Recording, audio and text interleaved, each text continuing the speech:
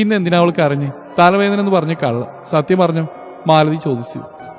അത് പിന്നെ കോളേജിലൊരു ടീച്ചർ എനിക്ക് മെസ്സേജ് അയച്ചു. അത് കേട്ട് തെറ്റിദ്ധരിച്ചാ. നന്ദനൊരു ചമ്മിയ ചിരിയോടെ പറഞ്ഞു. ആ അപ്പൊ കുശുമ്പ് വർക്കൗട്ട് ആയതാണ്. ഞാനും കരുതി. ഡെന്നി ഒരു ചിരിയോടെ പറഞ്ഞു. ഞാൻ അവിടെ അടുത്തേക്കൊന്ന് പോട്ടെ? നന്ദൻ വിളിച്ചുകൊണ്ട് ചോദിച്ചു. പോകുന്നതൊക്കെ കൊള്ളാം. ഒരു കയ്യകലത്തിൽ നിന്നോളണം. ദേ ഈ ഇരിക്കുന്ന താന്തോന്നിയെ പോലെ എന്തെങ്കിലും കുരുത്തക്കേട് ഒപ്പിക്കാനാണ് ഭാവെങ്കിൽ മുട്ടുകാലം ഞാൻ തല്ലിയൊടിക്കും. ട്രീസ ഭീഷണിപ്പെടുത്തി. അവിടെ എനിക്കിട്ട് വെച്ചു. മടുത്തു ഈ ജീവിതം. വാടി നമുക്ക് നമ്മുടെ റൂമിൽ പോവാം. ഇവിടെ കൂടെ ഇരിക്കണ്ട. ഡെന്നി ലച്ചുവിന്റെ കൈ പിടിച്ച് എഴുന്നേറ്റു. പപ്പേ ഞാനും. മിഴിയും കൂടെ എഴുന്നേറ്റു. ഞാൻ എങ്ങോട്ടുമില്ല, ഇവിടെ തന്നെ ഇരുന്നോളാം. അവൻ ലച്ചുവിന്റെ കൈവിട്ട് സോഫയിൽ പോയി താടിക്ക് കൈയും കൊടുത്തിരുന്നു. എന്നാ ഞാനും. മിഴി അവൻ ചെയ്ത പോലെ അവനരികിലിരുന്നു. നന്ദൻ അവരുടെ കളി കണ്ട് ഒരു ചിരിയോടെ ഗൗരി കിടക്കുന്ന റൂം ലക്ഷ്യം വെച്ച് നടന്നു. അവന്റെ ചുണ്ടിലൊരു പുഞ്ചിരി ഉണ്ടായിരുന്നു. ഗൗരിയുടെ ഓർമ്മകൾ ഉള്ളിലേക്ക് കടന്നു വരുന്തോറും അവന്റെ ഉള്ളിൽ തണുപ്പ് വന്നിറയുന്നു അവൻ അറിയുന്നുണ്ടായിരുന്നു. അറിയില്ല പെണ്ണെ, നീ എൻ്റെ ഉള്ളിൽ എങ്ങനെ കയറി കൂടിയെന്ന്. എന്നും കുറുമ്പും കുസൃതിയുമായി നടന്ന നിന്നോട് എനിക്ക് വാത്സല്യമായിരുന്നു. നിന്റെ കണ്ണിൽ എന്നോടുള്ള ഇഷ്ടം പല തവണ ഞാൻ കണ്ടതാണ്. പക്ഷേ ലച്ചുവിനോടുള്ള ഇഷ്ടത്തിന് മുമ്പിൽ ഞാനത് കണ്ടില്ലെന്ന് നടിച്ചു. പക്ഷേ ഇപ്പോഴും ഒരു പരിധിവരെ ആ സങ്കടം എന്നെയും തുടച്ചു നീക്കിയത് നിന്റെ സാന്നിധ്യമാണ്. എപ്പോഴും അത് ജീവിതകാലം മുഴുവൻ വേണമെന്ന് ആഗ്രഹിച്ചു തുടങ്ങി. ഇപ്പൊ പോകെ പോകെ നീ ഇല്ലാതെ പറ്റില്ലെന്നായി തുടങ്ങി. ഇതിനു മാത്രമേ എന്തോ മായാചാരമാണ് പെണ്ണെ നീ എന്നിൽ കാണിച്ചത്, കുറുമ്പി. അവനൊരു കള്ളച്ചിരിയോടെ മനസ്സിൽ പറഞ്ഞു. ഗൗരി കിടക്കുന്ന മുറിയിലെത്തിയപ്പോൾ കണ്ടു ചെരിഞ്ഞു കിടന്നുറങ്ങുന്ന അവളെ. നന്ദൻ മെല്ലെ അകത്തേക്കായി വാതിൽ ചേർത്തടച്ചു. മെല്ലെ ശബ്ദമുണ്ടാക്കാതെ അവിടെ അരികിലേക്ക് ഇരുന്നു. നിഷ്കളങ്കമായി ഉറങ്ങുന്ന അവളെ അവൻ പ്രണയത്തോടെ നോക്കി. നെറ്റിയിലേക്ക് വീണ മുടിയിഴകൾ മെല്ലെ ഇടം കൈയാൽ മാടിയൊതുക്കി. കരഞ്ഞ് കരഞ്ഞ് ചുവന്ന അവിടെ മൂക്കിൻ തുമ്പിൽ അവൻ മെല്ലെ ചുണ്ടുകൾ ചേർത്തു. അവന്റെ താടി രോമങ്ങൾ കൊണ്ട് ഇക്കിളിയായതും അവളൊന്ന് ചിനുങ്ങി. കണ്ണുനീർ ഉണങ്ങി പിടിച്ച ആ മുഖത്തേക്ക് അവൻ വാത്സല്യത്തോടെ നോക്കി. ഡീ, അവൻ അവളെ കുലുക്കി വിളിച്ചു. ഗൗരി ഉറക്കത്തിൽ നിന്ന് എഴുന്നേൽക്കാൻ ഇഷ്ടമില്ലാത്ത പോലെ ഒന്നുകൂടി ചുരുണ്ടുകൂടി. ഓഹ്, ഇങ്ങനെ ഒരു ഉറക്കപ്രാന്തി, അവൻ അവളെ നോക്കി പറഞ്ഞു. ഡീ എണീക്കടി. അവൻ അവളിട്ട് കുലുക്കി. ഓഹ് എന്താ? ഗൗരി ഉറക്കത്തിൽ നിന്ന് ചാടി എഴുന്നേറ്റുകൊണ്ട് ചോദിച്ചു. മുന്നിൽ നന്ദനം കണ്ടതും അവളൊരു നിമിഷം നിശബ്ദമായി. അവിടെ എല്ലാവരും ഇരിക്കുമ്പോൾ നീ എന്താ അവിടെ വന്ന് കിടക്കുന്നേ? നന്ദൻ അവൾ നോക്കി ചോദിച്ചു. അത് എനിക്ക് തലവേദന എടുത്തിട്ടാ. ഗൗരി അവന്റെ മുഖത്ത് നോക്കാതെ പറഞ്ഞൊപ്പിച്ചു. ഓ പിന്നെ ഒരു തലവേദന? നിനക്ക് കിടന്നുറങ്ങാൻ ഒരു കാരണം കണ്ടുപിടിച്ചല്ലേ, ഉറക്കപ്രാന്തി. അവൻ അവളെ ചൊറിഞ്ഞുകൊണ്ടിരുന്നു. ആ അതെ, എനിക്ക് ഉറങ്ങാൻ തോന്നി ഉറങ്ങി. നന്ദന് വലിയ നഷ്ടമൊന്നുമില്ലല്ലോ. എല്ലാവരും കൂടി ഇരിക്കുമ്പോൾ എന്തിനാ ഞാൻ ഉറങ്ങിയെന്ന് അന്വേഷിക്കാൻ ഇങ്ങോട്ട് വന്നേ? അവിടെ തന്നെ ഇരിക്കായിരുന്നില്ലേ? എല്ലാ ദേഷ്യം കൂടി ആയപ്പോൾ ഗൗരി പറഞ്ഞു. അതെങ്ങനെയാ ഞാൻ അവിടെ മനസ്സമാനത്തോടെ ഇരിക്കാം? എനിക്കിങ്ങനെ നിന്നെ ചൊറിഞ്ഞുകൊണ്ടിരുന്നില്ലേ ഒരു സമാധാനം കിട്ടിയില്ലടി. അവൻ അവളെ പിച്ചിക്കൊണ്ട് പറഞ്ഞു. ദേ എന്നെ മേത്തോട്ട് കളിച്ച കിട്ടുവിന്റെ കയ്യിൽ നിന്ന്. നിങ്ങൾക്ക് പിച്ചി കളിക്കാൻ ഞാൻ നിങ്ങളുടെ ആരുമല്ലല്ലോ. നിങ്ങൾക്ക് പിച്ചി കളിക്കാൻ നിങ്ങളുടെ മറ്റോളില്ലേ, ആ ഐശ്വര്യ, ആ സാധനത്തിന് പോയി പിച്ചിക്കോ. ഗൗരി അവന്റെ കൈ തട്ടിമാറ്റിക്കൊണ്ട് പറഞ്ഞു. അതിന് അവളെ കണ്ട എനിക്ക് പിച്ചാൻ തോന്നില്ല, വേറെ പലതാ തോന്നുക. നന്ദൻ നാണിച്ച് വിരൽ കടിച്ചുകൊണ്ട് പറഞ്ഞു. അതുകൂടി കണ്ടപ്പോൾ ഗൗരിക്ക് എരിഞ്ഞു കയറി. നിങ്ങൾ അവളെ കെട്ടിപ്പിടിക്കുക ഉമ്മൊക്കെ എന്താന്ന് വെച്ചാൽ ചെയ്തോ, അതിന് എന്നോട് പറയുന്നേ? ഗൗരി ദേഷ്യത്തോടെ പറഞ്ഞു. അതിന് നീ എന്തിനെങ്ങനെ ദേഷ്യപ്പെടുന്നത്? ഞാൻ അവൾ എന്ത് ചെയ്താലും നിനക്കെന്താ? അവൻ അവളെ ചൂഴ്ന്നോക്കിട്ട് ചോദിച്ചു. പിന്നെ എനിക്കൊരു ദേഷ്യമില്ല, നിങ്ങളായി നിങ്ങളുടെ പാടെ ഒന്ന് മാറി, എനിക്ക് പോകണം. അവൾ നിറഞ്ഞു വന്ന മിഴികൾ അവളിൽ നിന്ന് മറച്ചു വെച്ചുകൊണ്ട് എഴുന്നേൽക്കാൻ തുടങ്ങി. ഹാ ഓവല്ലേ, പറയട്ടെ.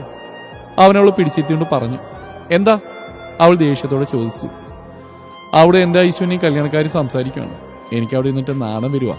നന്ദൻ നാങ്കടിച്ചുകൊണ്ട് പറഞ്ഞു. നന്ദന്റെ ആ ഭാവം കൂടി കണ്ടതും ഗൗരിയുടെ നിയന്ത്രണം വിട്ടു. അവൾ അരിയിൽ കിടന്ന പിള്ളെടുത്ത് അവനെ തലങ്ങും വിലങ്ങും അടിച്ചു. ആ പിശാച് കൊല്ലലടി! നന്ദൻ അലറി കരഞ്ഞു. നിങ്ങൾ അവളെ കെട്ടോ, പറ കെട്ടോ. എന്നല്ലാതെ വേറെ ആരെങ്കിലും കെട്ടിയാൽ നിങ്ങളെ കൊന്നു ഞാനും ചാവും. ഈ ഗൗരി ശരിക്കും അറിയില്ല വാദിയർക്ക്. ഗൗരി അവരുടെ ഷാട്ടിൽ കുത്തിപ്പിടിച്ചുകൊണ്ട് പറഞ്ഞു. അവളുടെ ദേഷ്യം കൊണ്ട് വിറക്കുന്ന മൂക്കും നിറഞ്ഞു തുടങ്ങിയ കണ്ണുകളും വിതുമ്പുന്ന ചുണ്ടുകളും നന്ദന്റെ ചുണ്ടിൽ ചിരി വിരിച്ചു. അതെന്താ ഞാൻ അവളെ കെട്ടിയ? അവൻ ആർദ്രമായി ചോദിച്ചു. നിങ്ങൾ എന്റെയാ, ഈ ജന്മം തൽക്കാലം എന്നെ മാത്രം സഹിച്ചാൽ മതി. ഇനി വേറൊരുത്തി മനസ്സിന്റെ ഏഴാലത്തും കൂടെ പോയിന്ന് ഞാൻ അറിഞ്ഞ അരിയും ഞാൻ. അവൾ മൂക്ക് വിറപ്പിച്ചുകൊണ്ട് പറഞ്ഞു. നന്ദൻ അവളുടെ ഇടുപ്പിലൂടെ ചുറ്റി അവളെ തന്റെ ദേഹത്തേക്ക് വലിച്ചിട്ടു. ഗൗരി ഒരു നിമിഷം പതറിക്കൊണ്ട് അവനെ നോക്കി. ഈ ജന്മം മാത്രമല്ല, ഇനിയുള്ള എല്ലാ ജന്മങ്ങളിലും എനിക്ക് ഈ കാന്താരിയെ മാത്രം മതിയെങ്കിലും. അവളുടെ ചുവന്ന മൂക്കിൻ മുമ്പിൽ ചെറുതായി മുത്തിക്കൊണ്ട് അവൻ പറഞ്ഞു. ഗൗരി നിറകണ്ണുകളോട് അവനെ നോക്കി. അവൾക്ക് സത്യമേതാ മിഥ്യേതാന്ന് വിശ്വസിക്കാൻ പറ്റിയിരുന്നില്ല. ഞാൻ സ്വപ്നം കാണുന്നതാണല്ലേ? അവൾ അവന്റെ കണ്ണിലേക്ക് നോക്കിക്കൊണ്ട് ചോദിച്ചു. നന്ദനൊരു കുസൃതി ചിരിയോടെ അവളുടെ ഇടുപ്പിൽ പിടിച്ചമർത്തി ചുരിദാറിന്റെ ഇടയിലൂടെ കൈ കടത്തി അവളുടെ വയറ്റിൽ പിച്ചി. ആ! ഗൗരി വേദന കൊണ്ട് നീങ്ങി. ഇപ്പൊ വിശ്വാസമായോ? അവൻ പതിയെ അവളുടെ കാതിൽ മുത്തിക്കൊണ്ട് ചോദിച്ചു. ഗൗരി ഇക്കിളി കൊണ്ടൊന്ന് പിടഞ്ഞു. ഇല്ലെങ്കിൽ ഒന്നുകൂടി വിശ്വസിപ്പിക്കട്ടെ? നന്ദൻ കണ്ണിൽ കുറുമ്പോടെ ചോദിച്ചു. ഗൗരി എന്താണെന്നുള്ള അർത്ഥത്തിൽ അവനെ നോക്കി. ഒരു നിമിഷം പോലും പാഴാക്കാതെ അവന്റെ അധരങ്ങൾ അവളുടേതുമായി കുരുത്തു. ഗൗരിയുടെ കണ്ണുകൾ വികസിച്ചു വന്നു. അവളുടെ വിരലുകൾ അവന്റെ ഷർട്ടിൽ അമർന്നു. നന്ദൻ അവളുടെ അധരങ്ങൾ മാറി മാറി നുണഞ്ഞു. അവൾക്ക് ശ്വാസം വിലങ്ങുന്ന പോലെ തോന്നി. പതിയെ അവളുടെ കണ്ണുകളും കൂമ്പി അടഞ്ഞു. വേദന അറിയിച്ചുകൊണ്ട് തന്നെ അവൻ അവളെ ചുംബിച്ചുണർത്തി. നാവിൽ രക്തത്തിന്റെ രുചി അറിഞ്ഞതും അവളൊന്ന് പിടഞ്ഞു. പക്ഷേ വിട്ടുമാറാൻ ഇഷ്ടമില്ലാത്ത പോലെ അവൻ ആ രക്തത്തുള്ളികളെയും നുണഞ്ഞെടുത്തു. ചുണ്ടുകളിൽ നിന്നും വിട്ടുമാറാതെ തന്നെ അവൻ അവളെ ബെഡിലേക്ക് ചായ്ച്ചു കിടത്തി. അവൻ അവളുടെ ദേഹത്തേക്ക് മെല്ലെ അമർന്നു. പതിയെ അവളുടെ ചുണ്ടുകളെ തന്റെ പല്ലുകൾക്കിടയിൽ നിന്നും മോചിപ്പിച്ചു. കണ്ണുകളിൽ തെളിഞ്ഞ ആലസ്യത്തോടെ കിടക്കുന്ന അവളെ കണ്ടതും അവന്റെ നിയന്ത്രണം നഷ്ടമായി. അവൻ അവളുടെ കഴുത്തിലേക്ക് മുഖം പൂഴ്ത്തി. അവിടെ തെളിഞ്ഞു കാണുന്ന ഞരമ്പിൽ പല്ലുകൾ ആഴ്ത്തി.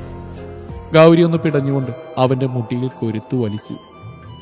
നന്ദേട്ടാ, ഗൗരി പരവശയായി വിളിച്ചു. വിളിക്കല്ലേ പെണ്ണെ, അല്ലേ തന്നെ കയ്യിൽ നിന്ന് പോയി കിടക്കുക. നീ ഇങ്ങനെ വിളിച്ചാൽ ഞാൻ വല്ലതും ചെയ്തു. പിന്നെ ഡെന്നിയെപ്പോലെ നമ്മുടെ കല്യാണത്തിന് ഉപ്പിളമ്പാൻ ആള് കൂടും. അവൻ അവളുടെ കഴുത്തിൽ നാവുകൊണ്ട് ഒഴിഞ്ഞു പറഞ്ഞു. അയ്യടാ, മാറങ്ങോട്ട്. അങ്ങനെ ഇപ്പൊ എന്റെ പൊന്നുമാ തൽക്കാലം ആളെ കൂട്ടണ്ട. ഗൗരി അവനെ തള്ളി മാറ്റിക്കൊണ്ട് പറഞ്ഞു. നന്ദൻ ചിണുങ്ങിക്കൊണ്ട് അവളുടെ കഴുത്തിൽ താടിയിട്ട് ഉരച്ചു. നീ നന്ദേട്ടാ അടങ്ങിക്കിടക്കും, എനിക്ക് ഇക്കിളിയാവുന്നു, അവൾ കുതിരക്കൊണ്ട് പറഞ്ഞു. ഇങ്ങനെ തൊടുമ്പോഴൊക്കെ ഇക്കിളിയായ ഞാൻ കുറച്ച് കുഴങ്ങൂലോ ഗൗരിക്കുട്ടിയെ.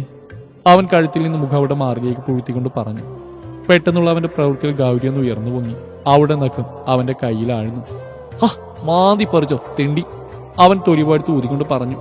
ആഹാ, വേദന എന്ന് പറയുന്നത് ഒരാൾക്ക് മാത്രം ഉള്ളതല്ല, എനിക്കുണ്ടീ പറഞ്ഞ സാധനം, അവൾ എഴുന്നേറ്റിരുന്നോണ്ട് പറഞ്ഞു. ഞൊടിയിടയിൽ അവൻ അവളെ ബെഡിലേക്ക് വലിച്ചിട്ടു. എവിടെയാ വേദനിക്കുന്നത്? നന്നായിട്ട് വേദന മാറ്റി തരട്ടെ എന്റെ കുഞ്ഞിന്, അവൻ അവളുടെ കഴുത്തിലെ പാടിൽ ഉമ്മയിച്ചുകൊണ്ട് പറഞ്ഞു. എന്റെ ദൈവമേ, ഈ മാക്കാന്റെ ഉള്ളിൽ ഇത്രയും റൊമാൻസോ? ഗൗരി പൊട്ടിച്ചിരിച്ചുകൊണ്ട് പറഞ്ഞു. മാക്കാ നിന്റെ പൊടി, അവൻ അവളിൽ നിന്ന് പിടിവിട്ട് എഴുന്നേറ്റുകൊണ്ട് പറഞ്ഞു. ഗൗരി മെല്ലെ മുട്ടിലഴിഞ്ഞ് അവനരികിലേക്ക് വന്നു. അവന്റെ പുറത്തുകൂടി കൈയിട്ട് ചുറ്റിപ്പിടിച്ച് തോളിൽ താടി കുത്തി. നന്ദന്റെ ചുണ്ടിൽ ഒരു പുഞ്ചിരി വിടർന്നു. ഞാൻ ചുമ്മാ പറഞ്ഞല്ലേ, നിങ്ങളിങ്ങനെ മസിൽ പിടിച്ച് നിന്നിട്ട് പെട്ടെന്ന് ഒരു ദിവസം ഉമ്മയൊക്കെ തന്ന ആരെങ്കിലും ബാധിച്ചു പോയില്ലേ? എന്റെ ഈ വാദ്യാട്ടുള്ളിൽ ഇത്രയും വലിയൊരു കാമദേവ് ഉറങ്ങിക്കിടന്ന കാര്യം ഞാൻ അറിഞ്ഞില്ലല്ലോ. ഗൗരി അവന്റെ കവളിൽ ഉമ്മച്ചുകൊണ്ട് പറഞ്ഞു. നന്ദൻ അവളെ വലിച്ച് തന്റെ മടിയിലേക്ക് ഇട്ടു. ഇനി എന്തൊക്കെ കാണാൻ കിടക്കുന്നുണ്ട് ഗൗരിക്കുട്ടി? ഈ കാമദേവനെ സഹിക്കാനുള്ള ശക്തി ഉണ്ടോ എന്റെ ഈ കുറിപ്പിക്ക്? അവൻ അവളുടെ മൂക്കിൽ പല്ലുകളാഴ്ത്തിക്കൊണ്ട് ചോദിച്ചു. അതൊക്കെയുണ്ട്, തൽക്കാലം എഴുന്നേറ്റോ, കുറെ നേരമായില്ലേ, അവരെന്ത് ചെയ്തു? അവൾ എന്റെ മടിയിൽ നിന്ന് എഴുന്നേറ്റുകൊണ്ട് പറഞ്ഞു. നന്ദനൊരു ചിരിയോടെ അവളെ പിടിച്ചു നിർത്തി മൂർധാവിൽ അമർത്തി ചുംബിച്ചു. ഒരുപാട് വിഷമിപ്പിച്ചോ ഞാൻ എന്റെ കുഞ്ഞിനെ? അവൻ അവളുടെ മുഖം കൈക്കുമ്പിലെടുത്തോണ്ട് ചോദിച്ചു. ഏയ്, ഇപ്പൊ എല്ലാം മാറി, അവസാനം എനിക്ക് തന്നെ കിട്ടിയില്ലേ, അവൾ അവന്റെ നെഞ്ചിൽ മുഖം പൂഴ്ത്തിക്കൊണ്ട് പറഞ്ഞു. നന്ദനൊരു ചിരിയോടെ അവളുടെ മുടിയിടകളിൽ തലോടി. നന്ദന്റെ കൈകളിൽ തൂങ്ങി അവൾ പുറത്തേക്ക് നടന്നു. നന്ദൻ അവളെ ചേർത്ത് പിടിച്ചു ഒരു ചിരിയോടെ. പെട്ടെന്ന് അവൻ അവളെ പിടിച്ചു നിർത്തി. എന്താ? അവൾ പുരികം പൊക്കി ചോദിച്ചു. അതേ, അതുണ്ടല്ലോ, അവൻ അവളുടെ ഷാളിൽ പിടിച്ച് ഇണങ്ങിക്കൊണ്ട് പറഞ്ഞു. അയ്യടാ, എന്താണ് നാണൊക്കെ ഉണ്ടല്ലോ, കാര്യം പറ. ഗൗരി ഇടുപ്പിൽ കൈകുത്തിന്ന് ചോദിച്ചു. ഇന്ന് പള്ളിയിൽ വെച്ച് ഞാൻ നിനക്ക് ഉമ്മ വരുന്നതായിട്ട് നീ സ്വപ്നം കണ്ടില്ലേ? നന്ദനൊരു കള്ളച്ചിരിയോടെ ചോദിച്ചു. ഗൗരി ഞെട്ടിക്കൊണ്ട് അവനെ നോക്കി. അത് നന്ദനെ എങ്ങനെ അറിയാം? അവൾ വിക്കിക്കൊണ്ട് ചോദിച്ചു. ആ സ്വപ്നത്തിൽ ഞാനുണ്ടായിരുന്നില്ലേ മണ്ടി, അവൻ അവളുടെ തലയിൽ കുട്ടിക്കൊണ്ട് പറഞ്ഞു. ഇതേ കളിക്കല്ലേ, മര്യാദ സത്യം പറഞ്ഞു. ഗൗരി അവനെ കണ്ണുരുട്ടി നോക്കിക്കൊണ്ട് ചോദിച്ചു. അത് നീ സ്വപ്നം കണ്ടൊന്നല്ല, ഞാൻ ശരിക്കും ഉമ്മ എന്നാ. ഒരു ഉമ്മ എന്നാ പോലും തിരിച്ചറിയാനുള്ള ഒരു ബുദ്ധിയില്ല, പൊട്ടിപ്പെണ്ണ്. അവൻ അവളുടെ ചുണ്ടിലൊന്ന് മുത്തിക്കൊണ്ട് പുറത്തേക്ക് ഓടി. ബോധം വന്നപ്പോഴാണ് അവൻ എന്താണ് പറഞ്ഞെന്ന് അവന് മനസ്സിലായത്. നീ വാതിയിൽ നിന്നോ, എന്റെ കൈ കിട്ടി നിങ്ങളുടെ അന്ത്യ, അവൾ അലറിക്കൊണ്ട് അവന്റെ പുറകെ ഓടി. നന്ദനും ഗൗരി ഓടിക്കതെത്തിയത് ഹാളിൽ എല്ലാവർക്കും മുമ്പ്. രണ്ടുപേരും ബ്രേക്ക് ഇട്ട പോലെ നിന്നു. എല്ലാവരും അവർ രണ്ടിനെ ഒന്ന് ഇരുത്തി നോക്കി. ഡെന്നിയിൽ ലച്ചും ഗൗരിയുടെ പൊട്ടിയച്ചുകൊണ്ടും കഴുത്തിലെ പാടും എല്ലാം കണ്ടപ്പോൾ നന്ദനെ നോക്കി നാക്കി ചിരിച്ചു.